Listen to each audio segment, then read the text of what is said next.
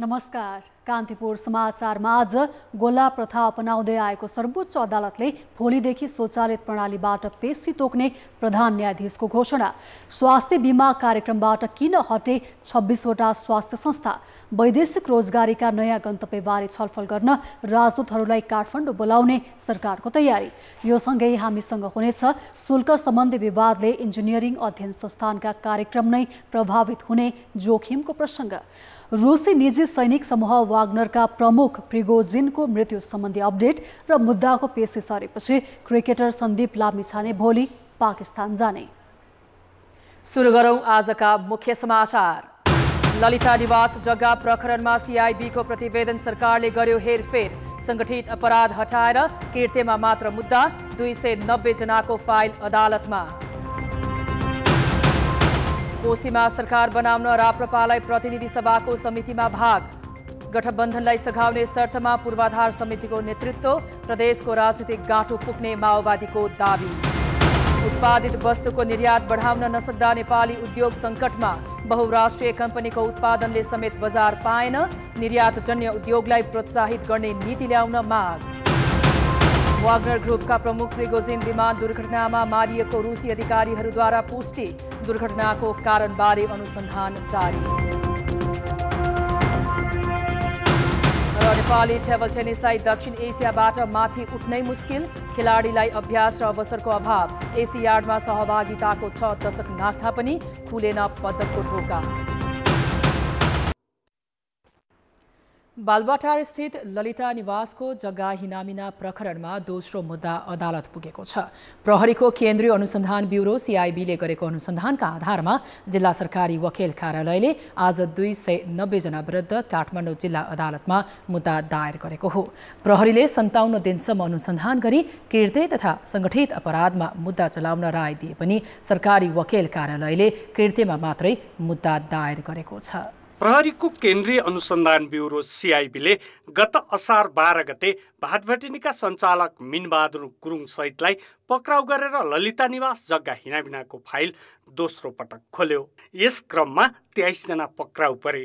143 रोपनी सरकारी जग्गा हडप्न संगठित रूपमा किर्ते भएको भन्दै सीआईबीले उनीहरू विरुद्ध अनुसन्धान अगाडि बढायो। जिल्ला अदालतले पनि सोही अनुसार 60 दिनसम्म थुनामा राख्न अनुमति दिएको थियो। तर प्रहरीले 57 दिन लगाएर किर्ते र संगठित अपराधमा समेत मुद्दाका लागि गरेको सिफारिसमा जिल्ला सरकारी वकिल कार्यालय बाधक बनेको छ। सरकारी वकिल कार्यालयले सीआईबीले गरेको संगठित अपराधको सिफारिस हटाएर किर्तेमा मात्रै आइतबार मुद्दा दायर गरेको छ।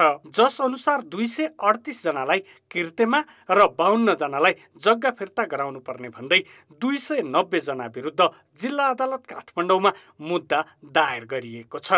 संगठित अपराधमा अनुसन्धानका लागि म्याद थप गरिए पनि राजनीतिक दबावमा किर्तेमा मात्रै मुद्दा लगिएको आशंका गरिएको छ। तर सरकारी वकिल भने संगठित अपराधको कानुन आउनुभन्दा अगाडि नै घटना भएकाले भूत प्रभावी अभियोजन लैजान नसकिने तर्क गर्छन्। अहिलेको संगठित अपराध निवारण ऐन 2070ले के भन्छ भन्दाखेरि 3 वर्षभन्दा बढी कैद सजाय हुने अपराधहरू संगठित अपराधमा को परिभाषाभित्र पर्छन् भनेर परिभाषित गरेको छ। र त्यसमा चाहिँ यो चाहिँ 1 वर्ष कैद सजाय हुने र कर्मचारीहरूलाई थप 2 वर्ष सजाय हुने प्रकृतिको किर्ते सरकारी कागज किर्ते गरेको मुद्दा भएको हुनाले यसमा चाहिँ संगठित अपराधतर्फ हामीले अभियोजन नगरी किर्ते सरकारी छाप दस्तक किर्तेमा चाहिँ कसुर र सजाय मागदाबी लिएर अभियोजन गरिएको अवस्था हो। राजनीतिक दबावकै कारण प्रहरीको अनुसन्धान प्रतिवेदनमा छुटेका सञ्चार सचिव कृष्णबहादुर राउत विरुद्ध पनि किर्तेमा मुद्दा दायर भएको छ। 18 अर्ब 35 करोड बिगो माग दाबी सहितको अभियोजन भए पनि मुलुकी ऐन अनुसार मुद्दा दायर भएकाले 1 वर्षसम्म मात्रै कैद हुने कानुनी व्यवस्था छ। त्यसैले कमजोर कानुनमा टेकेर अभियोजन गरिएकाले अधिकांश आरोपीहरू धरौटीमा छुट्न सक्ने आशंका छ। 2049 सालदेखि 4 चरणमा ललिता निवासको 143 रोपनी जग्गा भूमाफियाको योजना अनुसार हडपिएको हो। तर 3 वर्ष अघि पनि प्रहरीको अनुसन्धान फाइल फिर्ता गरेको सरकारी वकिलले यसपटक पनि राजनीतिक दबावमा मुद्दा कमजोर बनाउन खोजेको आरोप लागेको छ। 3 वर्षभन्दा यो कम सजाय हुने अहिलेको सङ्गठित अपराध निवारण ऐन 2070ले के भन्छ भन्दाखेरि 3 वर्षभन्दा बढी कैद सजाय हुने अपराधहरू सङ्गठित अपराधमा को परिभाषाभित्र पर्छन् भनेर परिभाषित गरेको छ र त्यसमा चाहिँ यो चाहिँ 1 वर्ष कैद सजाय हुने र कर्मचारीहरूलाई थप 2 वर्ष सजाय हुने प्रकृतिको कृत्य सरकारी कागज कृत्य गरेको मुद्दा भएको हुनाले यसमा चाहिँ सङ्गठित अपराधतर्फ हामीले अभियोजन नगरी कृत्य सरकारी छाप दस्तक कृत्यमा चाहिँ कसुर र सजाय मागदाबी लिएर अभियोजन गरिएको अवस्था हो। सङ्गठित अपराधमा अभियोजन गरेको भए थप 5 वर्ष कैद सजाय हुने व्यवस्था कानुनले गरेको छ। प्रहरीले सरकारी जग्गा हडप्न कृत्य भएका 30 वर्ष पुराना फाइल समेत खोजेको थियो, तर सरकार र सत्तारूढ दलकै दबावका कारण पूर्व प्रधानमन्त्रीहरूलाई कागज मात्रै गराइयो भने पूर्व मन्त्रीलाई प्रतिवादी बनाइदा अख्तियारबाट उन्मुक्ति पाएका पूर्व मुख्य सचिव लीलामणि पौडेल भने अभियोगबाट जोगिएका छन्। त्यसबाहेक अनुसन्धान र अभियोजनका बीचमा समेत समस्या देखिएको कानुनका जानकार बताउँछन्। अभियोजन र अनुसन्धानको बीचमा समन्वय देखिन धेरै मुद्दामा सरकार फेलियर हुनुको प्रमुख कारण भनेको यही नै हो। अनुसन्धान र अभियोजनका बीचमा अथवा पुलिस र सरकारी वकिलको बीचमा समन्वय नहुनु, अनुसन्धान गौण ढङ्गले नहुनु, नलाग्नु पर्ने कानुनका आधारमा पक्राउ गर्नु अथवा थुनामा राख्नु इत्यादि कारणले गर्दाखेरि सरकार जहिले फेलियर हुन देखिन्छ। यो मुद्दामा पनि सरकार फेरि अर्कोचोटि फेलियर हुँदैछ। पहिला चाहिँ कृत्य र जालसाजीमा अनुसन्धान सुरु गरेको प्रमाण र तथ्यले होइन, यो या त 2-4जना व्यक्तिहरू संलग्न छन्, उनीहरूको सहकार्य छ, योजनाबद्ध गराएको छ भनी लागेर उसले सङ्गठित अपराधमा गरिसकेपछि अब सङ्गठित अपराध होइन भने सहिलेसित आउन सक्ने अवस्था चाहिँ नरहन सक्छ र यसले कहीँ मुद्दालाई अझै कमजोर गर्ने हो कि सरकारी संयन्त्र कुन तहको माफियाको पकडमा छ भन्ने प्रधानमन्त्री निवासको आडैमा रहेको जग्गा हडप्नेहरूबाट प्रष्ट हुन्छ। तर सरकारले आरोपीलाई दण्डित गर्ने भन्दा अनुसन्धान गर्ने संयन्त्रलाई नै दबावमा राखेर मुद्दा कमजोर बनाउने खेल खेल्नु सुशासनका लागि घातक बनेको छ। कान्तिपुर समाचारका लागि क्यामेरामा विनोद कोजु र सञ्जय लुइटेलका साथ रमेश तमला र दीपक आचार्य, काठमाडौँ।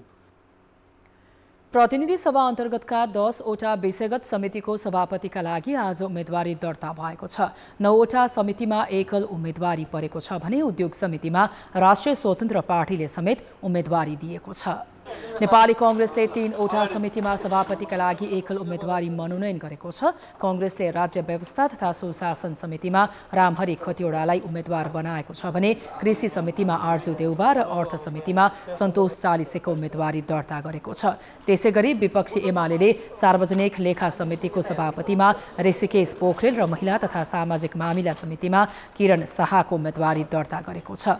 माओवादी केन्द्रबाट कानुन समितिको सभापतिमा विमला सुवेदीले उम्मेदवारी दर्ता गरेकी छन्। माओवादीले पाएको पूर्वाधार विकास समिति राप्रपालाई छोडेको छ। पूर्वाधार समितिको सभापतिमा राप्रपाले दीपक बहादुर सिंहलाई उम्मेदवार बनाएको छ। त्यसैगरी जसपाले अन्तर्राष्ट्रिय सम्बन्ध तथा पर्यटन समितिको सभापतिमा राजकिशोर यादवलाई उम्मेदवार बनाएको छ। एकीकृत समाजवादीले शिक्षा समितिमा भानुभक्त जोशीलाई सभापतिको उम्मेदवार बनाउँदा जनमतले उद्योग समितिको सभापतिमा पूर्व मन्त्री अब्दुल खानलाई उम्मेदवार बनाएको छ। उद्योग समितिकै सभापतिमा राष्ट्रिय स्वतन्त्र पार्टीले गणेश पराजुलीलाई उठाएको छ। संसद सचिवालयले भोलि दिउँसो 3 बजे बस्ने सम्बन्धित समितिको बैठकबाट सभापति चयन गर्ने कार्यतालिका रहेको जनाएको छ। समर्थकले बोलिसके पश्चात निर्विरोध निर्वाचित भएको घोषणा गर्नुहुन्छ, त्यो प्रक्रिया रहेको छ भने 2टा वा सोभन्दा बढी परेको भन्नाले अब हाम्रो एउटा समितिमा मात्रै 2टा परेको छ। त्यो 2टा परेको समितिको सन्दर्भमा चाहिँ क्रमशः दर्ताक्रम अनुसार चाहिँ निर्णय प्रक्रियामा लैजानुहुन्छ। निर्णय प्रक्रियामा लैजाने भनेको जुन सभामा निर्णय प्रक्रियामा लैन्छ नि ध्वनि मतले लगभग त्यही नै प्रक्रिया हो। कांग्रेस र एमालेको भागमा परेका संयुक्त समितिको सभापतिको निर्वाचन भने केही दिनपछि हुने संसद सचिवालयले जनाएको छ। 2 संयुक्त समिति मध्ये कांग्रेसले संसदीय सुनवाई समिति र एमालेले राज्यका निर्देशक सिद्धान्त समितिको नेतृत्व लिनेछन्।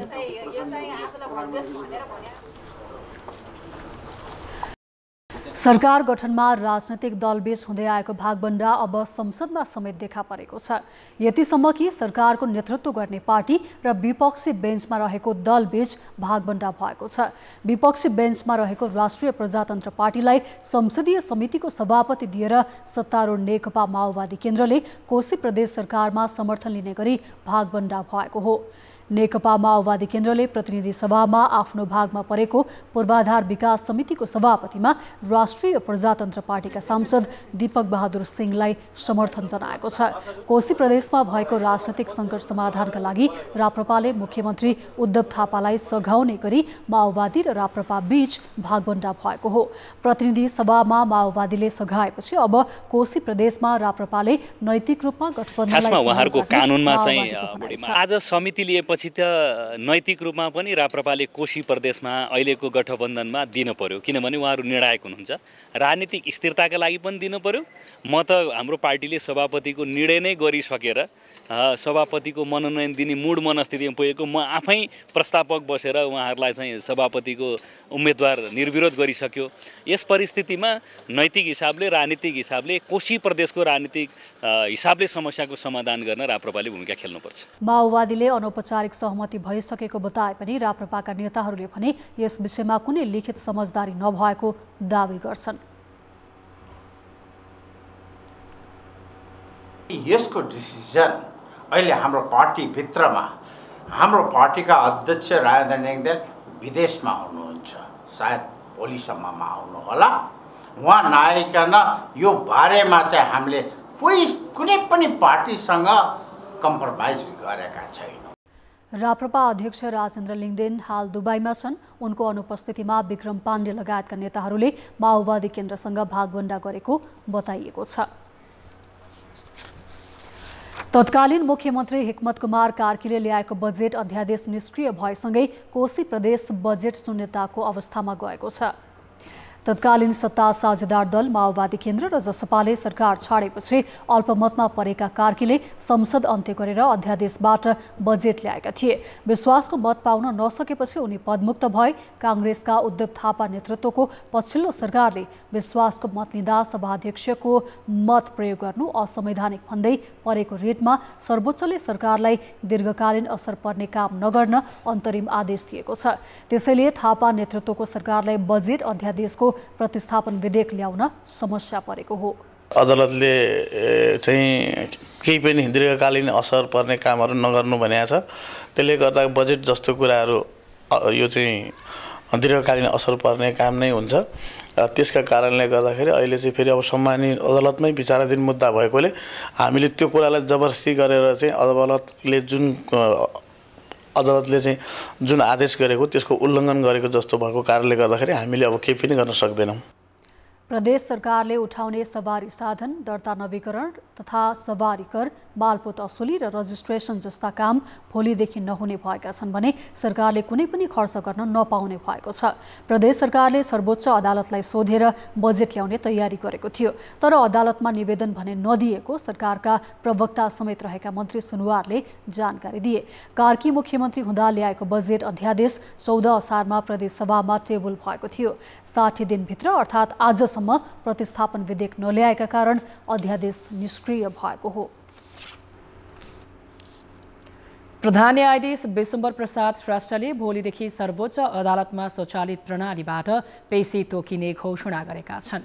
काठमाडौँमा आज आयोजित कार्यक्रममा प्रधान न्यायाधीश श्रेष्ठले सर्वोच्च अदालतमा परीक्षणका रूपमा मुद्दाको पेशी तारिख स्वचालित प्रणालीबाट सुरु गर्न लागि जानकारी दिए। त्यसपछि काठमाडौँ जिल्ला अदालत र धेरै मुद्दा भएका अदालतहरूमा यो प्रणाली कार्यान्वयनमा ल्याइने श्रेष्ठको भनाइ छ। पेशी तारिख अटोमेसनको शुभारम्भ सर्वोच्च अदालतबाट कि अब पेशी तारिख तोक्दाखेरि कर्मचारीहरूले एउटा प्रविधिबाट मात्रै तोकिने, मानव हस्तक्षेप नहुने प्रविधि भोलिदेखि यहाँ शुभारम्भ म गर्दैछु। यस्तै हामी माध्यमबाट अनियमिततालाई छेक्ने, अनियमितता हुन नदिने आदि कुराहरू। प्रधान न्यायाधीश श्रेष्ठले खाली रहेको न्यायाधीश नियुक्ति प्रक्रियालाई छिटो अघि बढाउने र सक्षम न्यायाधीश नियुक्त गरेर न्यायालयप्रतिको आस्था वृद्धिका लागि काम गर्ने प्रतिबद्धता जनाए। न्यायाधीशको संख्या कम भएका कारण न्याय सम्पादनमा विलम्ब भएको उनको भनाइ छ। श्रेष्ठ यही भदौ 4 गते प्रधान न्यायाधीश नियुक्त भएका हुन्। स्वास्थ्य बीमा कार्यक्रमलाई सहज बनाउनु पर्ने र सूचीकृत अस्पतालको दायरा विस्तार गर्नुपर्ने आवाज उठिरहेका बेला सरकारले 26 वटा अस्पताल तथा मेडिकल कलेजहरूलाई सूचीबाटै हटाएको छ। चालु आर्थिक वर्षको बजेटमा स्वास्थ्य बीमा कार्यक्रम सरकारी तथा सामुदायिक अस्पतालबाट मात्रै प्रदान गरिने उल्लेख गरिएकाले निजी अस्पताल तथा मेडिकल कलेजलाई सूचीबाटै हटाइएको बोर्डले जनाएको छ। त्यसबाहेक नियम उल्लङ्घन गर्ने केही सामुदायिक अस्पताल समेतलाई सूचीबाट हटाइएको बोर्डको भनाइ छ। सरकारको बजेट वक्तव्यमा आएअनुसार निजी अस्पतालबाट चाहिँ स्वास्थ्य बीमा सञ्चालन नगर्ने भने अनुसार चाहिँ अब नवीकरण गर्ने कुरा भएन। सम्झौता अब सकिएपछि ती अस्पतालहरू नवीकरण भएनन्। नेपाल सरकारको बजेट वक्तव्यमा आएको कुरा स्पष्ट नीतिलाई बीमा बोर्डले कार्यान्वयन गर्नु पर्यो, लागू गर्नु पर्यो। त्यसैले त्यो अस्पताल सूचीकरण ती नवीकरण भएनन्। नवीकरण गर्नु भनेको नयाँलाई बीमामा आबद्ध गराउनु भने जस्तो हो। त्यसैले ती नवीकरण नभएका अस्पतालहरू पनि केही अस्पतालहरू चाहिँ गरेर जम्मा 26 वटा अस्पतालहरू सूचीमा थिए, सूचीबाट हटाइए। केही अस्पताल तथा मेडिकल कलेजहरूले बोर्डले दाबी भुक्तानी ढिला गरेको भन्दै सेवा स्थगन गरेका थिए। बोर्डका अनुसार हाल स्वास्थ्य संस्थाहरूलाई बिमा बापत झण्डै 4 अर्ब रुपैयाँ भुक्तानी गर्न बाँकी छ। अस्पतालले भुक्तानीको माग गर्दै पठाएको कागजात रुजुमा ढिलाइ हुँदा भुक्तानीमा समस्या भएको बोर्डले बताउँदै आएको छ। यता अस्पतालहरूले बिमा रकम रोकिँदा संस्था सञ्चालनमै समस्या आएको जनाएका छन्। कहिलेकाहीँ 2 करोड रुपियाँ लिनुपर्ने हुन्छ, 3 करोड रुपियाँ लिनुपर्ने हुन्छ। लिन जाँदा चाहिँ एउटा लामो प्रोसेस लगाइदिन्छन्, धेरै समयमा पैसा आउँदैन। त्यसकारण पनि उनीहरूले पनि बिमाबाट हतोत्साहित भएको थियो र नेपाल सरकारले पनि रोक लगाएकोले पनि हामी अहिले सञ्चालन गरिरहेका छैनौँ। मान्छेलाई अचानक जस्तो लाग्छ तर हामी 1-2 महिना एकदम कोसिस गरेको अनि अहिले हाम्रो कर्मचारीको तलब यो हाम्रो कर्मचारीको लायबिलिटी दायित्व हामी तिर्न सक्दैनौँ। विज्ञहरू भने सरकारले बिमा प्रदायक संस्थाहरूको संख्या बढाउनु पर्नेमा घटाउँदै जानु दुर्भाग्य भएको बताउँछन्। निजी तथा सरकारी अस्पतालले स्वास्थ्य बिमा सम्झौता बापत एउटै मूल्यमा उपचार गर्नुपर्ने प्रावधान रहेकाले बिमा बन्द गर्नुभन्दा पनि नियमनको पाटोमा ध्यान दिनुपर्ने उनीहरूको भनाइ छ। रकमको रिइम्बर्सको कुरा आउँछ हैन। अस्पतालले संस्थाले उपचार गरिसकेपछि उनीहरूले पाउने रकम चाहिँ सरकारी अस्पतालले पाउने र प्राइभेटले पाउने पनि एउटै रकम भएको हो। त्यसो हुनाले हुनसक्छ अब उनीहरूले केही कारणले गर्दा बढी क्लेम गरेर हो कि अथवा नचाहिदो इन्भेस्टिगेसन गरेर हो कि नचाहिदो उपचारहरू बढी गराएर हो कि त्यसलाई गर्ने अनुगमन गर्ने निकायहरू थियो, त्यसले अनुगमन गरेर हुनसक्छ स्पष्टीकरण सोधेर अथवा सचेत गराएर गरेको भए चाहिँ त्यसको मार चाहिँ नेपाली जनताहरू जो चाहिँ प्राइभेट सेक्टरका नजिकका बिमितहरू थिए उनीहरूलाई चाहिँ अप्ठ्यारो पर्दैन थियो। सरकारले 79 वर्ष कटेका गरिब परिचय पत्र पाएका लगायत लक्षित वर्गलाई निःशुल्क बिमा गरिदिन्छ।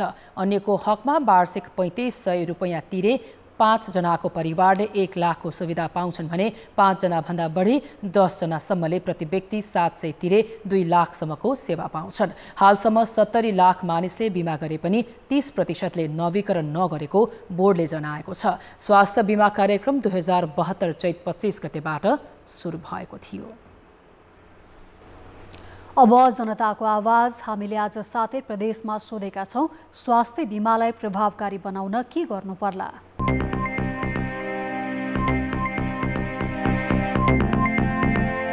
सम्बन्धित निकायले अस्पतालहरूमा पूर्ण रूपमा बिमा गरेपछि सेवाहरू उपलब्ध गराउनको लागि विशेष पहल गर्नुपर्छ। सुविधा पनि प्रत्येक नेपाली जनताले पाउनु पर्यो अनि न यो बिमाको पनि महत्त्व र उपलब्धि पनि महसुस गर्न सक्नेछ। पुरै देशभरि चाहिँ यसको चाहिँ परिचालन राम्रोसँग हस्पिटलमा गरिदिनु पर्यो। सबै हस्पिटलमा अनि त्यसको सुविधा गर्नु अनि एकदमै लागू गर्नु। गाउँ गाउँमा चेतनामूलक कार्यक्रम गर्नुपर्छ।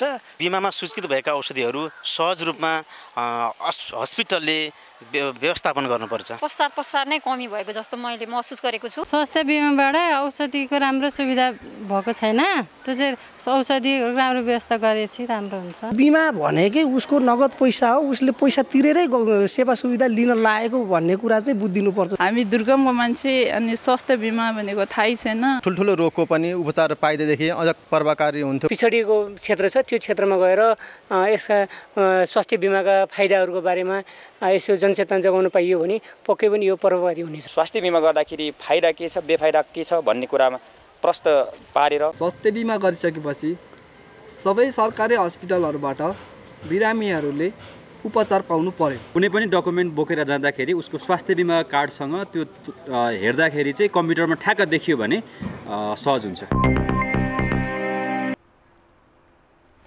सरकारी निकायबाट भएको काममा चित्त नबुझे गुनासो गर्न नागरिकलाई सहज होस् भनेर स्थापना गरिएको हेलो सरकारलाई प्रभावकारी बनाउन नयाँ निर्देशिका बनाउने भएको छ। यस अन्तर्गत हेलो सरकारलाई 24 घण्टा सञ्चालन गर्नेदेखि आर्टिफिसियल इन्टेलिजेन्सको प्रयोग गर्नेसम्मका महत्त्वाकांक्षी योजना अघि सारिएका छन्। स्थापना भएको 12 वर्षपछि सरकारले हेलो सरकारमा सुधार गर्न लागेको हो। सरकारी निकायमा देखे भोगेका शास्ति हुन् या भ्रष्टाचार व्यतिथिका सूचना, नागरिकका गुनासा सुन्न र तिनको सम्बोधनका लागि स्थापना गरिएको हेलो सरकारलाई प्रभावकारी बनाउन गृह कार्य थालिएको छ। प्रधानमन्त्री तथा मन्त्री परिषदको कार्यालयले हेलो सरकार गुनासो निर्देशिकामा परिमार्जन गर्न मस्यौदा तयार गरेको छ, जसमा 24 घण्टा हेलो सरकारको कल सेन्टर चलाउनेदेखि त्यहाँ आएका गुनासा सम्बोधन गर्न उच्च स्तरीय निर्देशक समिति बनाउनेसम्मका योजना छन्। बिहान, दिउँसो र राति गरी 3 सिफ्टमा हेलो सरकार सञ्चालन गर्ने प्रस्ताव गरिएको छ। अहिले बिहान 7 बजेदेखि राति 9 बजेसम्म 2 सिफ्टमा हेलो सरकार सञ्चालन हुने गर्छ। राति पनि गुनासो टिपाउने व्यवस्था भए विदेशमा रहेका नेपालीलाई सहज हुने अपेक्षा छ। त्यसैगरी सूचना प्रविधिको नवीनतम प्रविधि आर्टिफिसियल इन्टेलिजेन्स अर्थात् कृत्रिम बौद्धिकताको प्रयोग गर्ने मस्यौदामा उल्लेख छ। बाटोमा खाल्टो छ भनेर कतिबाट त्यो गुनासो आयो भने मेसिनले चाहिँ त्यो बाटो खाल्टो रिड गर्छ अनि यसलाई चाहिँ यो भौतिक योजना अथवा सडक विभागमा पठाउनुपर्छ भनेर उसले अटोमेटिकै पठाउन मिल्ने एउटा त्यो। अनि अर्को चाहिँ गुनासो फोनबाट टिपाउँदाखेरि बोलिन्छ के अरे हामीले बोली गरेको कुरालाई त्यसले रेकर्ड गरेर त्यसलाई चाहिँ अक्षरमा लेख्ने, लिपिबद्ध गर्ने। हेलो सरकारमा आएका गुनासा तत्काल समाधान गर्न पनि जनशक्ति परिचालित हुनेछ। अहिले फोनबाट वा एसएमएसबाट आएका गुनासो टिप्ने र सम्बन्धित निकायलाई पठाउने काम मात्र हुने गरेको छ। तर सम्बन्धित निकायले नै गुनासोको जवाफ ढिलो दिने वा नदिने पनि देखिएको छ। स्थानीय तह र प्रदेश सरकारसँग सम्बन्धित गुनासाको जवाफ फर्छौटमा सम्बन्धित कतिपय कार्यालयले व्यवस्था गर्ने गरेका छन्। गुनासो यहाँबाट पठाइसकेपछि सम्बन्धित निकायले त्यो गुनासोको चाहिँ संवेदनशीलता बुझेर यो गुनासो हल गर्नैपर्छ। यो सरकार मात्रै नभएर सिङ्गो प्रणालीसँग जोडिएको, व्यवस्थासँग जोडिने आशा निराशा यस्तै त भन्ने प्रवृत्ति हटाउनेसँग जोडिएको भन्ने बुझेर गुनासो सुन्ने अधिकारीहरू र जिम्मेवार निकायहरूले त्यसलाई चाहिँ एकदम तत्परताका साथ समाधान गर्ने अवस्था नहुनु अहिलेको चुनौती हो। कर्मचारीहरू बारम्बार फेरबदल भइराख्ने, गुनासो आइराख्छन्, कति हो र यो त आज आउँछ भोलि आउँछ यस्तै हो भन्ने खालको जुन एउटा मानसिकता छ त्यसलाई चिर्नु नै अहिलेको चुनौती हो। हेलो सरकार कक्षमा काम गर्नका लागि निजामती कर्मचारी ल्याउन र टिकाउन गाह्रो भएको प्रधानमन्त्री कार्यालयका अधिकारीहरू बताउँछन्। कार्यालय समयमा भन्दा बाहेकमा काम गर्नुपर्ने र धेरैजनासँग कल सेन्टर झैँ कुराकानी गर्नुपर्ने काममा कर्मचारीले खासै चासो नदिएकाले प्रोत्साहित गर्न लागि छ। हालसम्म हेलो सरकारमा 35,000 गुनासा दर्ता भएकामा 21,000 मात्र फरछोट भएका छन्। सबैभन्दा बढी गुनासो प्रहरी प्रधान कार्यालयसँग सम्बन्धित भएको तथ्याङ्क छ। प्रधानमन्त्री तथा मन्त्री परिषदको कार्यालयमा रहेको हेलो सरकार कक्षमा देशभरबाट गुनासा उजुरीहरू आउँछन्, तर ती उजुरीहरूको फरछोट हुने क्रम चाहिँ सुस्त छ। यसले उजुरीकर्ताहरू नै हतोत्साहित हुने अवस्था पनि छ। कान्तिपुर समाचारका लागि क्यामेरामा पशुपति बुढाथोकीका साथ जितेन्द्र झा, काठमाडौँ। त्रिभुवन विश्वविद्यालय इन्जिनियरिङ अध्ययन संस्थानले गम्भीर आर्थिक सङ्कट परेको भन्दै गत साता शिक्षण शुल्कमा दोब्बर वृद्धि गर्ने निर्णय गर्यो। लगत्तै विद्यार्थीहरू निर्णय फिर्ताको माग गर्दै आमरण अनसन लगायतका आन्दोलनमा उत्रिएका छन्। विद्यार्थीको आन्दोलन नरोकिएपछि संस्थानले प्रवेश परीक्षा र शुल्क वृद्धिको निर्णय स्थगन गरेको छ। यता क्याम्पस प्रमुखहरूले भने शुल्क समायोजन नभए कार्यक्रम नै बन्द हुने अवस्था आएको जनाएका छन्। इन्जिनियरिङ अध्ययन संस्थान अन्तर्गत 5वटा आङ्गिक क्याम्पस सञ्चालनमा छन्। स्नातक तहको सिभिल, आर्किटेक्चर, इलेक्ट्रिकल, अटोमोबाइल लगायत 12वटा विषय पठन पाठन हुने ती क्याम्पसहरूमा प्रत्येक वर्ष सरकारी अनुदानतर्फ 610 र पुनः शुल्कीयतर्फ 1430 विद्यार्थी भर्ना हुन्छन्। 25 वर्ष अगाडि कायम गरिएको 4 वर्षको शुल्क 3,18,000 रुपियाँले क्याम्पस चलाउन नसक्ने अवस्था रहेको भन्दै संस्थानले त्यसमा वृद्धि गर्दै 7,75,000 पुर्यायो। तर विद्यार्थीहरूको आन्दोलन चर्किँदै गएपछि संस्थानले प्रवेश परीक्षाका साथै शुल्क वृद्धिको निर्णय स्थगन गरेको छ। तर विद्यार्थी भने निर्णय फिर्ता नलिएसम्म आन्दोलन जारी राख्ने अडानमा छन्। हामी यो कुरा पनि बुझ्छौँ कि क्याम्पस घाटामा छ, क्याम्पस चल्न एकदम मुस्किल छ, सकस छ, यो कुरा पनि हामी बुझ्छौँ। तर यो सबै भार विद्यार्थीको माथि चाहिँ पर्नु हुँदैन। हामी विद्यार्थीहरू पूर्ण रूपमा शुल्क खारेज गरेर नयाँ तरिकाले एकदम वैज्ञानिक तरिकाले सबैसँग सल्लाह गरेर कति फी बढाउँदा चाहिँ ऊ हुन्छ त्यसको चाहिँ सल्लाह गर्नुहोस् भनेर हामीले भनेकै छौँ। तर यो सबै 3 लाखदेखि सिधै 7 लाख बढाउनु भनेको विद्यार्थीलाई एकदमै मर्का पर्ने ऊ हो। षड्यन्त्रपूर्ण ढङ्गले शुल्क वृद्धि स्थगन भनेर भनेको छ। हाम्रो एक सूत्रीय माग भनेको वृद्धि गरेको शुल्क खारेज गरोस् वा फिर्ता गरोस् भन्ने हाम्रो खास माग हो।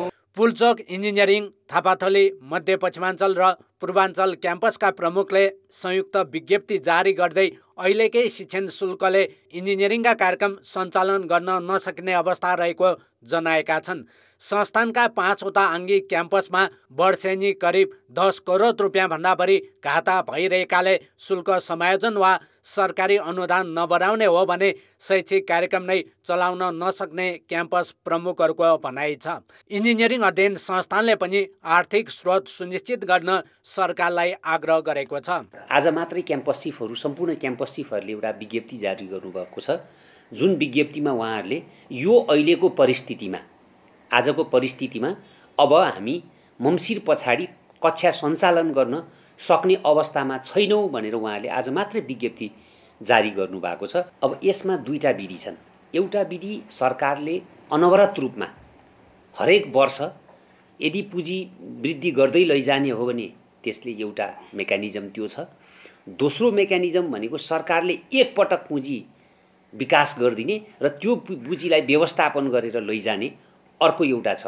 त्रिवी सहितका अन्य विश्वविद्यालयका सम्बन्धन प्राप्त इन्जिनियरिङ कलेजहरूको शुल्कमा भने कुनै नियमन छैन। यस्ता कलेजहरूले स्नातक तहमा 12 लाखदेखि 15 लाख रुपियाँसम्म शुल्क असुलिरहेका छन्। व्यवस्थापन, विज्ञान, मानविकी शिक्षा, कानुन र चिकित्सा शिक्षा लगायतका संकाय भने विषय पछि फरक शुल्क तोकिएका छन्। कान्तिपुर समाचारका लागि क्यामेरामा सुरज खड्काका साथ नारायण किलम्बु, काठमाडौँ। वैदेशिक रोजगारीका समस्या तथा नयाँ गन्तव्य पहिचानका लागि सरकारले पहल थालेको छ। नेपाली श्रमिकले विदेशमा भोग्नु परेका समस्याको समाधान र नीतिगत सुधारबारे छलफल गर्न सरकारले सम्बन्धित देशमा रहेका नेपाली राजदूतलाई बोलाएको छ। वार्षिक 10 खर्ब भन्दा धेरै विप्रेषण पठाउने आप्रवासन क्षेत्र र श्रमिकमाथि राज्यले उपेक्षा गरेको भन्दै चौतर्फी आलोचना भएपछि सरकारले आप्रवासन क्षेत्रमा नीतिगत सुधारको प्रयास थालेको हो। वैदेशिक रोजगारीमा नाममा भइरहेको मानव तस्करी, शून्य लागतको व्यवस्था, रोजगारीमा महिला श्रमिकमाथि लागेको प्रतिबन्ध जस्ता दर्जनौं विषयमा छलफलका लागि सरकारले युरोप र खाडी मुलुकमा रहेका राजदूतलाई काठमाडौँ बोलाएको छ। भदौ 24 देखि 26 गतेसम्म काठमाडौँमा हुने बैठकको अध्यक्षता प्रधानमन्त्रीले गर्दैछन्। बैठकका लागि युरोपेली श्रम बजारमा जाने युवालाई सहजीकरण गर्नेदेखि विदेशमा अलपत्र युवालाई घर फर्काउने सम्मका एजेन्डा श्रम मन्त्रालयले तय गरेको छ। वैदेशिक रोजगारीमा देखिएका सबै समस्यामाथि छलफल हुने र समाधानको उपाय खोजिने श्रम मन्त्रालयको दाबी छ। त्यो एजेन्डाहरू कस्तो छन्? माग प्रमाणीकरणका एजेन्डाहरू छन् हैन, जस्तो घरेलु कामदारका एजेन्डाहरू छन्। अब त्यस्तै गरी माग प्रमाणित, अब त्यसको अल्टरनेटिभ सोर्स चाहिँ हो कि होइन भन्ने विषय हो हैन। त्यस्तै गरी अब उसको पक्षमा जो जेलमा छन्, कति कामदारहरू त जेलमा छन् नि, ती कामदारको विषयमा हामीले त्यसको प्लेडिङ कसले गर्दिने? सारा कुराहरू योभन्दा अनगिन्ती विषयहरू छन्। श्रम मन्त्रालयका अनुसार कुर्दिस्तान, ओमान र कुवैतमा मात्रै करिब 62,000 नेपाली श्रमिकले कानुनी हैसियत प्राप्त गर्न सकेका छैनन्। राष्ट्रिय मानवाधिकार आयोगका अनुसार कम्तीमा 1,000 नेपाली विभिन्न देशका जेलमा छन्।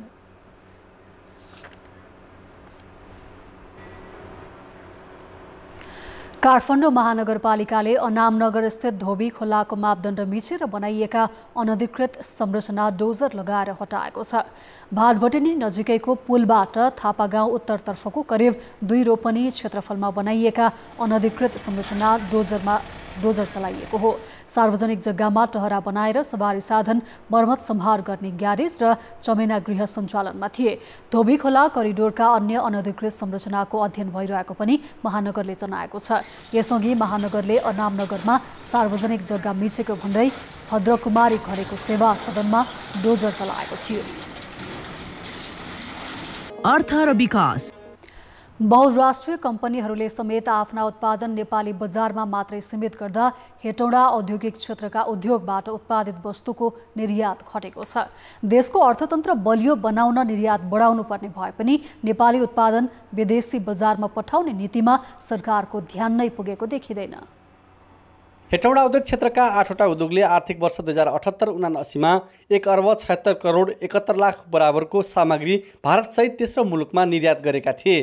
तर आर्थिक वर्ष 2079-80 मा निर्यात व्यापार घटेर 66 करोड 48 लाखमा सीमित भएको छ। आर्थिक मन्दीबाट माथि उठ्न निर्यातजन्य उद्योगलाई प्रोत्साहित गर्ने नीतिको अभावमा निर्यात व्यापार घटेको मकवानपुर उद्योग वाणिज्य सङ्घको दाबी छ।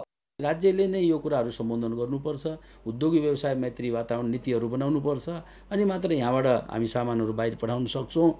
र बाहिर पठायो भने यहाँका नेपाल सरकारलाई ट्याक्सदेखि लिएर यहाँको रोजगारीदेखि लिएर सबै कुराहरू हुन जान्छ। हेटौडामा सञ्चालित 4वटा बहुराष्ट्रिय कम्पनी मध्ये क्लोजर सिस्टम प्रणालीले मात्रै आफ्नो उत्पादन विदेश निर्यात गरेको छ।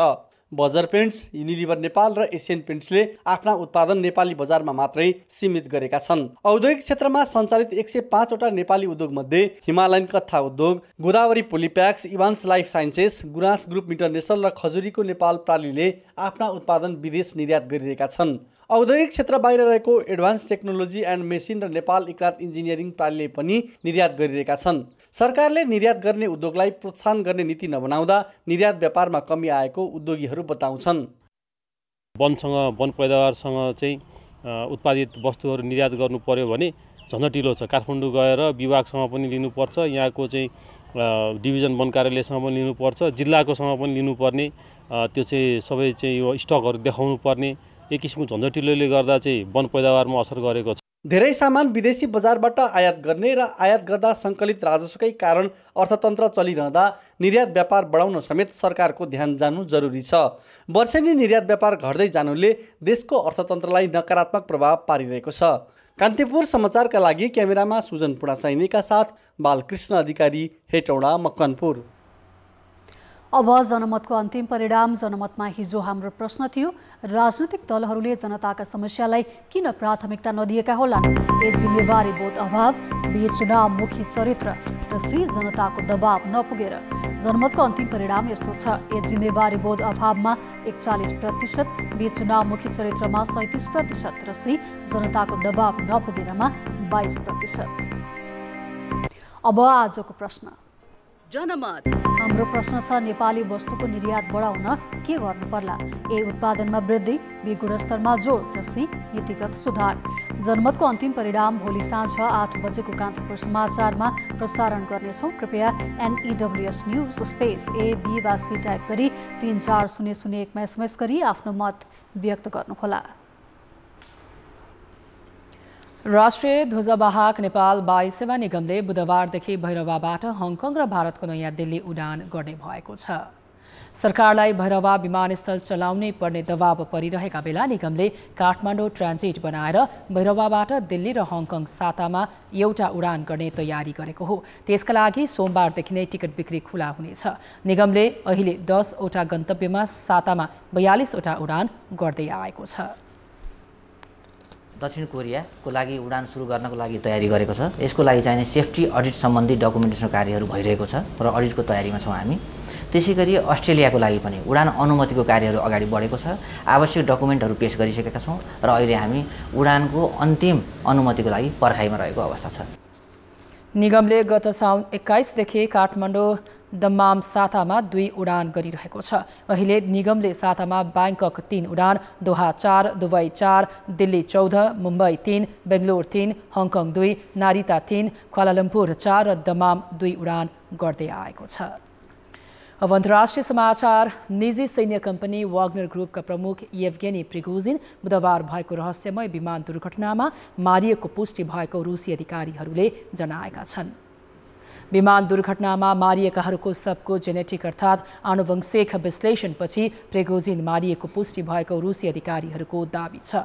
विमान दुर्घटनाको अनुसन्धान गरिरहेको समितिले मारिने 10 जनाका पहिचान गरिएको र विमानमा सवार यात्रुहरूको सूचीसँग त्यसको मिलान भएको जनाएको छ। समितिले दुर्घटनाको कारणबारे फौजदारी अनुसन्धान जारी रहेको बताएको छ। विमानमा सवार 10 जनाको सूचीमा प्रिगोजिनको नाम भए पनि आनुवंशिक परीक्षण नगर्दासम्म उनको मृत्युको पुष्टि भएको थिएन। गत बुधबार प्रिगोजिनको निजी एम्ब्रेयर विमान मस्कोबाट सेन्ट पिटर्सबर्गतर्फ जाँदै गर्दा तभेर क्षेत्रको कुजेनकिनो गाउँ नजिकै दुर्घटना भएको थियो। विमानमा चालक दलका 3 जना र अन्य 7 यात्रु सवार थिए। विमानका 7 यात्रुमा प्रिगोजिनका अतिरिक्त उनका दाहिने हात मानिने दिमित्री उत्खिनका साथै वाग्नर ग्रुपका थुप्रै वरिष्ठ सैन्य कमान्डरहरू रहेको जनाइएको छ। रुसी सेना विरुद्ध असफल विद्रोहको घोषणा गरेको ठिक 2 महिनापछि प्रिगोजिन मारिएका हुन्। उनको हत्यामा रुसी सुरक्षा बलको हात रहेको चौतर्फी आशंका गरिए पनि क्रेमलिनले भने यस्तो आशंकालाई अस्वीकार गरेको छ। खेलकुद समाचार। नमस्कार, कान्तिपुर खेलकुद समाचारमा स्वागत छ। नाबालिका जबरजस्तीकरणीको अभियोग लागेका राष्ट्रिय क्रिकेट टोलीका पूर्व कप्तान सन्दीप लामिछाने विरुद्धको मुद्दा हेर्न नभ्याइने सूचीमा परेको छ। काठमाडौँ जिल्ला अदालतमा विचाराधीन सन्दीप विरुद्धको मुद्दाको आज पेशी तोकिएको थियो। न्यायाधीश प्रकाश प्रसाद पण्डितको इजलासमा पेशी तोकिएको मुद्दा हेर्न नभ्याइने सूचीमा पर्यो।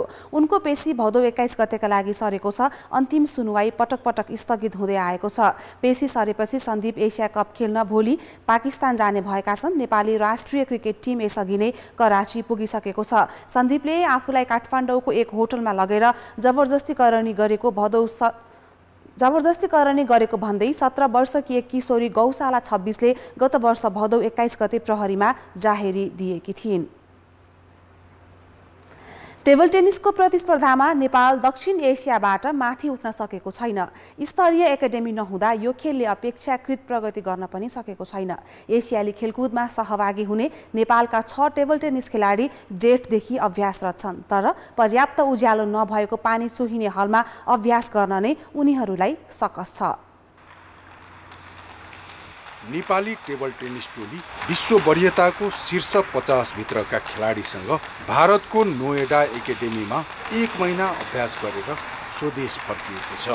एसियाड अघि यी खेलाडीले एसियाली table tennis championship खेल्दैछन्।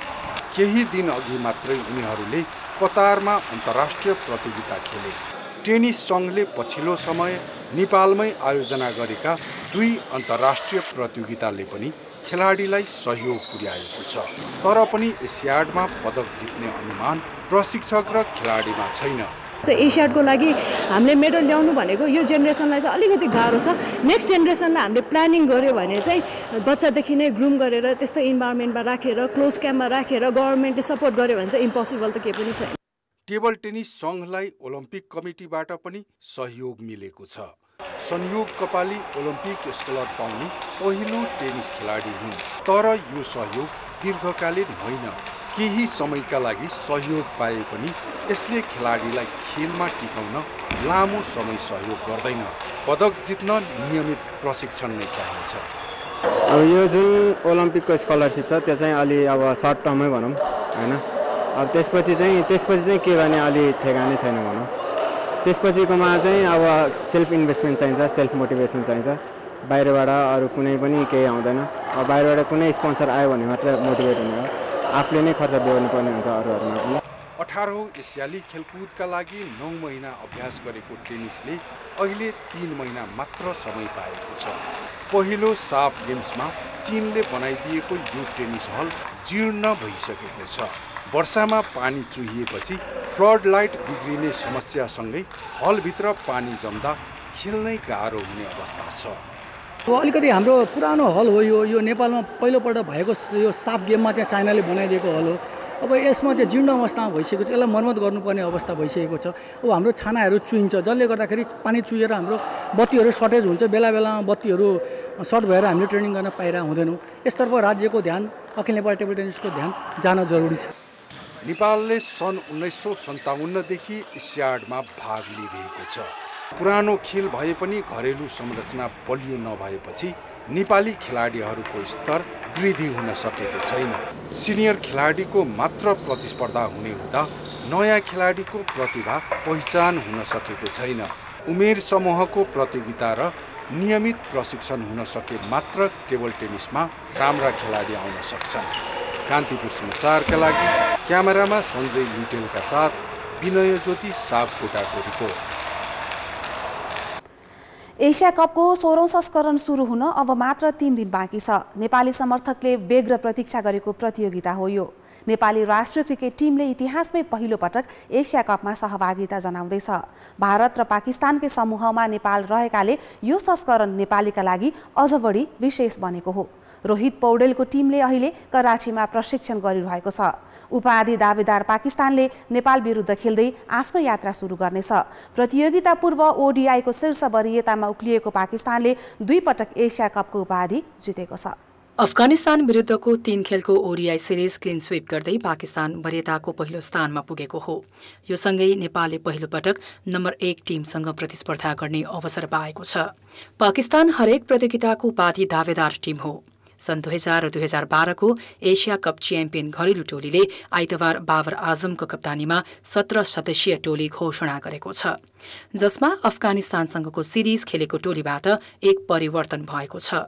मध्यक्रमका batter south सकिलले स्थान बनाउँदा तैयफ ताहिरलाई वैकल्पिकमा राखिएको छ।